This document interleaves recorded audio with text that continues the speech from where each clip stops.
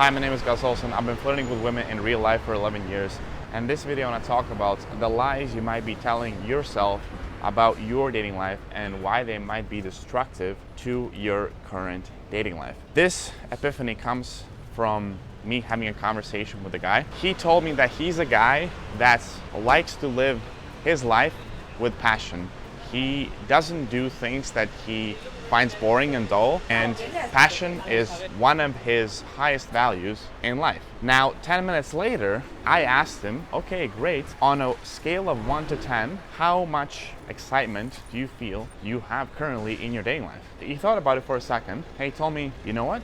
I would say 2 out of 10. And it was funny because he said that 5 minutes after he had told me that he likes to live his life with passion, and passion is being one of his main values in life. Now, this guy, he didn't mean to lie to himself, but he just made a massive contradiction, because on one hand, he thought that he is living his life with passion and he only does things that he finds passionate, but then he later admitted that he's going on dates with women that he's not that excited about, and he is essentially settling for not that exciting dating life. And this had been going on for many years. He had this attitude towards dating life and this lack of excitement in his dating life for many years.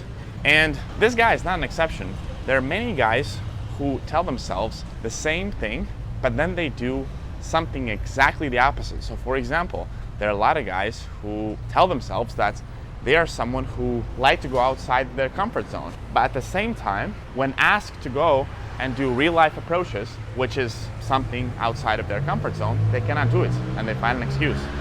Many guys have these kind of contradictions in their day-to-day lives. And this is why a lot of men have a lot of frustration in their dating lives, because they say they do one thing and they do the completely opposite. And when you let these kind of things happen, you die little by little every day. So with this particular guy that I mentioned at the beginning of the call, first of all, big props to him for actually showing up and trying to get help. But this particular guy, he had been lying to himself for many years, and over the years, a small part of him slowly died because he wasn't living with his passion, he wasn't living with true excitement, and he wasn't really living up to his core values. Now, what do you think that does to a guy where you have core values like passion, freedom, and you're actually not living up to those core values? Now, back to you and what this means to you. You probably say to yourself that you're a guy that lives with passion, that goes outside his comfort zone, that likes to take risks, that doesn't care what people think about him. But then, chances are, you complain when people judge that you do real-life approaches, you complain that it's hard and that it's unacceptable in our society, and you probably continue going on dates with women that you're not that excited about, or you go on no dates.